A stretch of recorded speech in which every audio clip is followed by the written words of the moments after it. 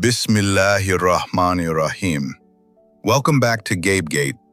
In part 1, we witnessed the beginning of one of the greatest trials in human history. A young boy named Yusuf, beloved son of the prophet Yaqub, was thrown into a dark well by his own brothers, sold as a slave into the land of Egypt. Yet through every moment of darkness, he never lost his trust in Allah. Today, we follow him into the palace. Al-Aziz, the noble man who purchased Yusuf, brought him into his home with honor. He told his wife, "Make his stay comfortable, perhaps he will benefit us." And so Yusuf, the slave, began his new life in one of the greatest palaces in Egypt. But here is what makes Yusuf different from every ordinary person. He did not spend his days in bitterness. He did not plot revenge against his brothers. He did not ask Allah, "Why me?" Instead, he worked. He served with excellence. He spoke with wisdom. He carried himself with the dignity of someone who knew that Allah had not forgotten him. And Allah was watching every single step. Because what Allah had planned for this young man was so enormous that even the greatest palace in Egypt was just the beginning. Years passed in the palace of Al-Aziz. And Allah tells us something profound about this period. And when Yusuf reached full maturity, we gave him wisdom and knowledge, and thus do we reward those who do good. Did you hear that? Allah gave Yusuf wisdom and knowledge, not because he was born special, not because he was lucky, but because he did good. He served with sincerity. He stayed away from what displeased Allah.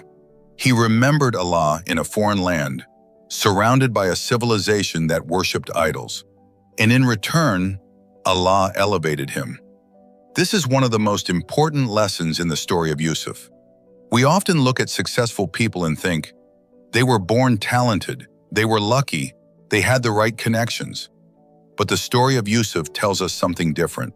Allah gives his special gifts to those who choose goodness, when it would be easier to choose otherwise. Yusuf had every reason to become bitter, every reason to give up on morality.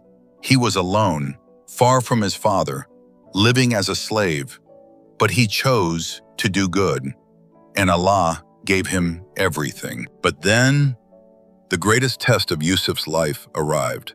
Not poverty, not slavery, not a dark well, something far more dangerous.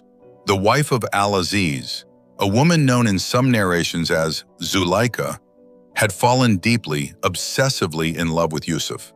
And who could blame her? The scholars tell us that Yusuf had been given half of all the beauty that exists in creation. He was extraordinary in his appearance, extraordinary in his character, extraordinary in his presence, and she wanted him. One day, she locked all the doors. Every door in that grand palace chamber, she locked and bolted. Then she called to him. This was not a small temptation. Think about the situation. Yusuf was young, far from home, far from his father. He had no one watching over him, no family to answer to. And the woman calling him was the wife of the most powerful man in his life, in the most powerful empire in the world. If he said yes, his life of comfort was guaranteed. If he said no, he risked everything. And yet, the Quran tells us exactly what Yusuf said. He said, "Ma'ada Allah, I seek refuge in Allah." 3 words, that is all. Not a long speech, not a negotiation, just 3 words. And he ran for the door. As Yusuf ran toward the door, she chased after him. And in desperation, she grabbed his shirt from behind. The shirt tore. At that exact moment, her husband, Al-Aziz, appeared at the door. He saw his wife. He saw Yusuf. He saw the torn shirt. And immediately, she lied. What is the punishment for one who intended evil against your wife?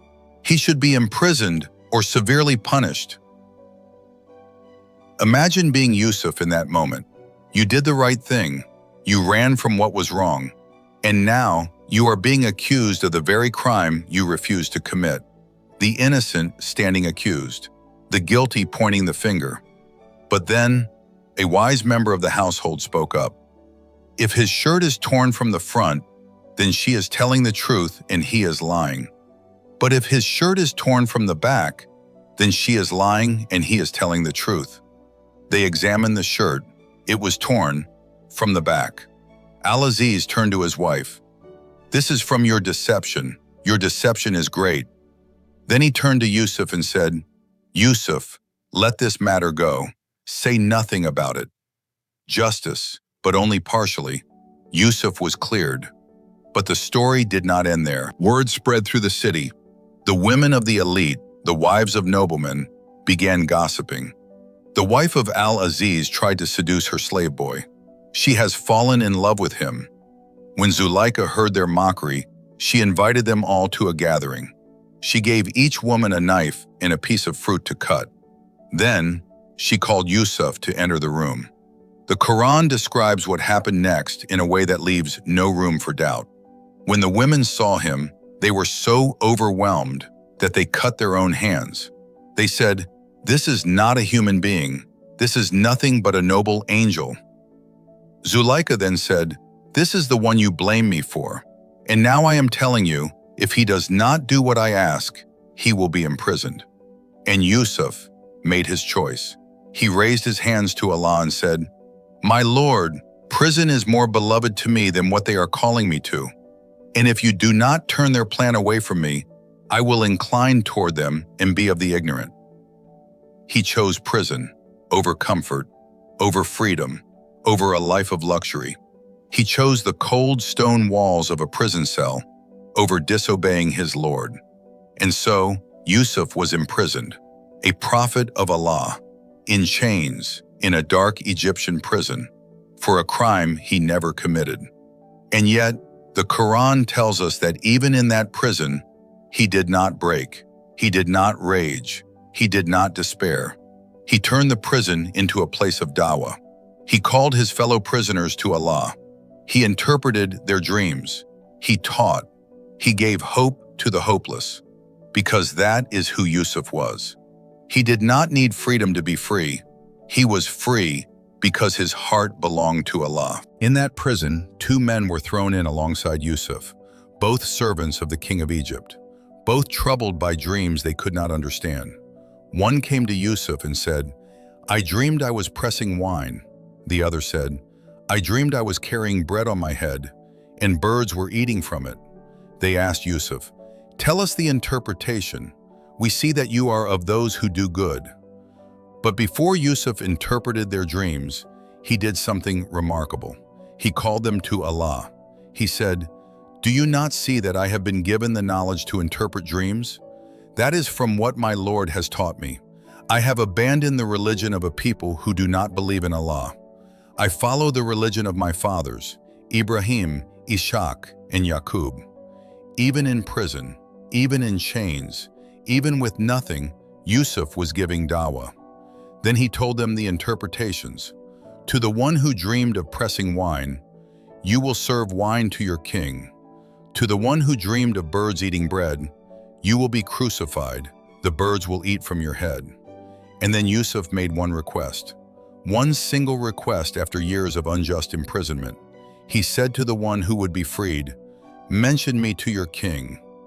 But Shaitan made the man forget.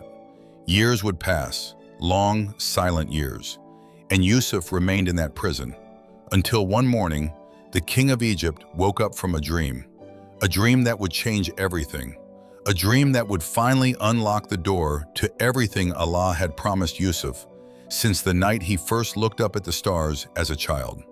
That story is part 3. Subscribe to Ghayb Gate, turn on the bell, because what comes next is the moment everything changes. This is Ghayb Gate, unlocking the unseen. Assalamu alaikum wa rahmatullahi wa barakatuh.